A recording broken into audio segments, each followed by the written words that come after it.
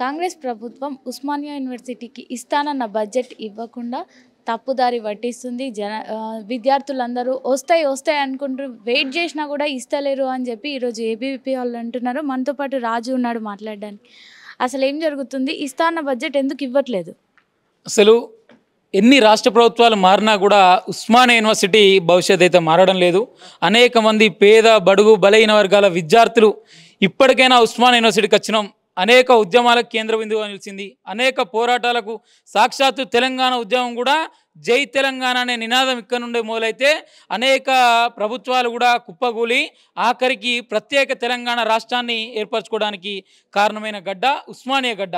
అదే గడ్డ మీద ఉండి ఈరోజు పేద విద్యార్థులమైన మేము అడుగుతున్నాం.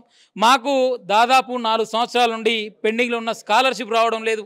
ఈ యొక్క ఉస్మానియా యూనివర్సిటీకి వస్తే మాకు ఒక ఉద్యోగం వస్తుంది అనుకున్నాం, ఈ యొక్క ఉస్మానియా యూనివర్సిటీకి వస్తే మా భవిష్యత్తు మారుద్ది అనుకున్నాం, ఈ యొక్క ఉస్మానియా యూనివర్సిటీ వస్తే ఒక పేద విద్యార్థికి రూపాయి చెల్లించకుండా విద్య దొరుకుద్ది అనుకున్నాం. ఇదే ఉస్మానియా యూనివర్సిటీకి వస్తే పేద విద్యార్థికి తినడానికి ఒక రూపాయి కూడా చెల్లించకుండా మెస్ సదుపాయాలు కల్పిస్తారు అనుకున్నాం. కానీ అనేక ప్రభుత్వాలు మారినా కూడా, అనేక ప్రభుత్వాలు ఏర్పడినా కూడా నేటికి కూడా ఉస్మానియా యూనివర్సిటీ విద్యార్థుల బ్రతుకులు ఏ విధంగా ఉన్నాయంటే ఎక్కడ వేసిన గొంగడి అక్కడనే ఉంది. ఈరోజు కూడా అనేక మంది విద్యార్థులు ఈరోజు పీజీ సెకండ్ ఇయర్లు అయిపోయిన తర్వాత, బీటెక్ ఫైనల్ ఇయర్ అయిపోయిన తర్వాత, ఈరోజు ఎంటెక్లు అయిపోయిన తర్వాత వాళ్ళ సర్టిఫికేట్లు వాళ్ళు పట్టుకుపోవాలన్నా కూడా నువ్వు సర్టిఫికేట్లు పట్టుకుపోవడానికి నీ యొక్క స్కాలర్షిప్ చెల్లించాలి, నీ మెస్ బకాయిలు చెల్లించాలి, ఈ యొక్క యూనివర్సిటీ ఫండ్ చెల్లించాలని ఇక్కడ ఉన్న అడ్మినిస్ట్రేషన్స్ కావచ్చు ఒత్తిడి తెస్తే ఇక్కడ విద్యార్థులు కూడా ఒక రూపాయి కూడా చెల్లించకుండా సర్టిఫికేట్లు తీసుకోపోని పరిస్థితి. ఇక్కడ ఉన్న సెల్ఫ్ ఫైనాన్స్ కోర్సుల విషయం చూసుకుంటే దాదాపు సెల్ఫ్ ఫైనాన్స్ కోర్సులు లక్షల రూపాయల్లో ఫీజులు సెల్ఫ్ ఫైనాన్స్ కోర్సులకు ఉన్నాయి. కానీ ప్రభుత్వం నుండి వచ్చేది 20,000 రూపాయలు మాత్రమే. ఈరోజు ఉస్మానియా యూనివర్సిటీలో సీటు కొట్టి మేము తప్పని చేసినావా? ఉస్మానియా యూనివర్సిటీలో పేద విద్యార్థులు చదువుకునే హక్కు లేదా? ఉస్మానియా యూనివర్సిటీలో పేద విద్యార్థులకు నాణ్యమైన చదువు చెప్పరా? ఇక్కడ ప్రొఫెసర్లు ఉండేది దాదాపు 1261 మంది రెగ్యులర్ ప్రొఫెసర్లు ఉండే ఒక ఉస్మానియా యూనివర్సిటీలో నేడు 321 మంది ప్రొఫెసర్లు ఉన్నారు. వాళ్ళు పాఠాలు చెప్పమంటే వాళ్ళు మాకు సిఎస్ ప్రమోషన్లు అయిపోయినాయని వాళ్ళు రోడ్డు మీద ధర్నాలు చేసిన దాఖలాలు ఏర్పడాయి. అసలు ఈ యొక్క ఉస్మానియా యూనివర్సిటీలో ఒక విద్యార్థి దాదాపు టాప్ 100లో మంది విద్యార్థులు ఒక ఉస్మానియాలో చదువుకోవడానికి వస్తారు. ఒక యూనివర్సిటీలోకి వచ్చిన తర్వాత ఫస్ట్ 10 రోజులు ఏం చేస్తారంటే మంచి మెస్ సౌకర్యాలు ఇస్తారు. హాస్టల్ సదుపాయాలు చూసినట్టయితే నేటికి కూడా దాదాపు ఒక 200 మంది విద్యార్థులకు ఉస్మానియా యూనివర్సిటీలో హాస్టల్ ఈరోజు ఇచ్చిన దాఖలాలు కూడా లేవు. ఈరోజు ఏమంటారంటే అన్న మేము ఉస్మానియా యూనివర్సిటీలో చదువుకొని తప్పని చేసినాం, అన్న ఈ యొక్క ఉస్మానియా యూనివర్సిటీలో చదువుకుంటే మాకు ఉద్యోగం రా అని తెలియదు. మాకు ఉస్మానియా సిటీ అంటే ఒక ప్రపంచ ప్రతిష్టాధికాల్సిన ఉస్మానియా సిటీ. ఈరోజు ఇక్కడ చదువుకుంటే మా పేద బతుకులు బాగుంటాయి కావచ్చు, మాకు ఒక ఉద్యోగం వస్తుంది కావచ్చు, మాకు ఒక రూపాయి చెల్లించకుండా విద్యాభ్యాసం దొరుకుతుంది కావచ్చు, నాణ్యమైన బోధన ఉంటుంది కావచ్చు, ఈరోజు ప్లేస్మెంట్స్ వస్తాయి కావచ్చు అని అనేక మంది వేలాది మంది విద్యార్థులు ఈరోజు ఉస్మానియా యూనివర్సిటీ సిపికెట్లకైతేంది, ఎంసెట్లకైతేంది, ఈరోజు ఐసెట్లకైతేంది అనేక సెట్లకు ప్రిపేర్ అయ్యి టాప్ 100 లోపు మెరిట్ గల విద్యార్థులు ఈరోజు ఉస్మానియా యూనివర్సిటీ కడితే ఉస్మానియా యూనివర్సిటీ గిఫ్ట్ ఏమి ఇస్తుందంటే నువ్వు 8, 9, 10,000 కట్టి మెస్ డిపాజిట్లు కట్టాలి, నీ ఫీజు రియంబర్స్మెంట్ నీకు పడది, ఇది ఒక ప్రైవేట్ కార్పొరేట్ మాఫియా లెక్క మేము నడిపిస్తాం, మీకు ఒక రూపాయి కూడా చెల్లించమన్నట్టు దాదాపు ఒక 2 సంవత్సరాలు పీజీ చదువుకోవాలంటే ఒక విద్యార్థి ₹1,00,000 జేబులోకి వెళ్ళి కట్టేయాల్సిన పరిస్థితి.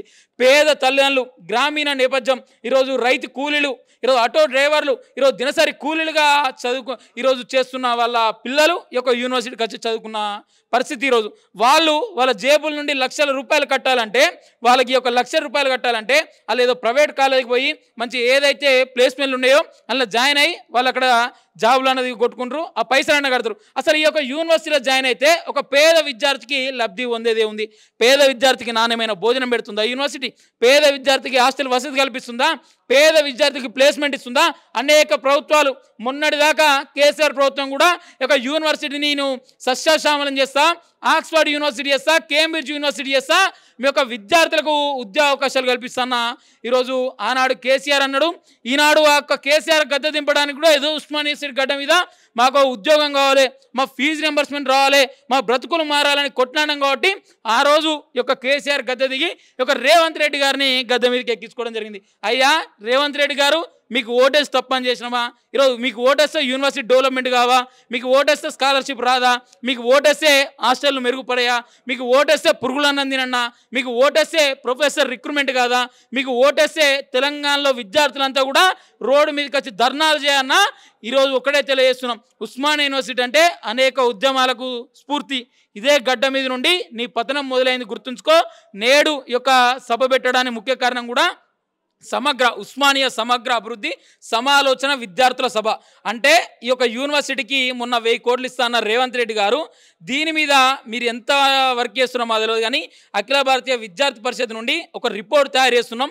ఈ యొక్క విద్యార్థుల నుండి సమస్యలు తెలుసుకొని క్లాస్ రూమ్ సమస్యల నుండి మొదలు పెడితే యూనివర్సిటీ ప్రొఫెసర్ రిక్రూట్మెంట్ దాకా కూడా అనేక సమస్యలతోటి కొట్టుమిట్టాడుతుంది. ముఖ్యంగా ఈ యొక్క యూనివర్సిటీకి రావాల్సిన 85 కోట్ల ఫీజు రింబర్స్మెంట్ స్కాలర్షిప్ పెండింగ్లో ఉంది. ల్యాబ్ ఎక్విప్మెంట్ లేదు. ఈరోజు స్కాలర్స్కు పరిశోధన కరువు అయింది. ఇక్కడ అనేక సమస్యలతోటి యూనివర్సిటీ కొట్టుమిట్టాడుతుంది. కాబట్టి మనందరం కూడా ఉద్యమిద్దాం. ఒక్కసారి ఒక ఉస్మానియా యూనివర్సిటీ పూర్వవైభవం తేవడానికి యాజ్ ఉస్మానియా యూనివర్సిటీ విద్యార్థులుగా ముందడుగేద్దామని అఖిల భారతీయ విద్యార్థి పరిషత్ ప్లాట్ఫామ్ నుండి ఉస్మానియా యూనివర్సిటీ సమగ్ర అభివృద్ధి కొరకై విద్యార్థి సమాలోచన సభను ఈరోజు నిర్వహించుకోవడం జరిగింది. విద్యార్థి మిత్రులారా, మీరు ఒక్కసారి ఆలోచించండి. భవిష్యత్ తరానికి మీరు ఒక నాంది, భవిష్యత్ తరానికి మీరు ఒక స్ఫూర్తి కావాలంటే నేడు ఉద్యమించే సమయం వచ్చింది. అనేక ప్రభుత్వాలు మారినాయి. కేంబ్రిడ్జ్ యూనివర్సిటీ చేస్తున్నారు, ఆక్స్ఫర్డ్ యూనివర్సిటీ చేస్తున్నారు, మీ బతుకులు మారుస్తున్నారు, ఉద్యోగాలు ఇస్తున్నారు, నాణ్యమైన భోజనం పెడుతున్నారు, ప్రొఫెసర్ రిక్రూట్మెంట్ చేస్తున్నారు, ల్యాబ్ ఎక్విప్మెంట్ చేస్తున్నారు.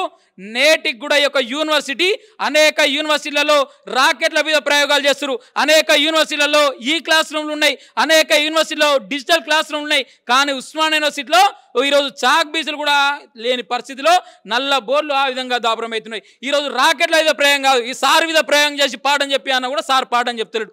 అంత దౌర్భాగ్య స్థితికి ఈ యొక్క యూనివర్సిటీ చేరుకుంది. కాబట్టి ఈరోజు అఖిల భారతీయ విద్యార్థి పరిషత్ నుండి ఒక రాష్ట్ర ప్రభుత్వాన్ని ఒకటే డిమాండ్ చేస్తున్నాం. మాకు ఆక్స్ఫర్డ్ కేంబ్రిడ్జ్ యూనివర్సిటీలు మాకు అవసరం లేదు. మాకు తినడానికి మంచి భోజనం కావాలి, చదువుకోవడానికి అధ్యాపకులు కావాలి, చెప్పడానికి ఉపాధ్యాయులు కావాలి, చదువుకోవడానికి నాణ్యమైన వసతులు కావాలి, క్లాస్ రూమ్ ఎక్విప్మెంట్ కావాలి, ల్యాబ్ ఎక్విప్మెంట్ కావాలి, ఉండడానికి నాణ్యమైన హాస్టల్ కావాలి, తినడానికి నాణ్యమైన భోజనం కావాలి. ఇవన్నీ మాకు వస్తే ఈరోజు ఆక్స్ఫర్డ్ కేంబ్రిడ్జ్ యూనివర్సిటీగా మేమే రూపుదిద్దుకుంటాం. కాబట్టి వీటికి కేటాయించినవి ఒక 1000 కోట్ల రూపాయలు వెంటనే విడుదల చేయాలని ఒక రాష్ట్ర ప్రభుత్వాన్ని ఏబీవీ నుండి డిమాండ్ చేస్తున్నాం. ఈ యొక్క సమాలోచన సభ పెట్టడానికి కూడా ముఖ్య కారణం ఇదే.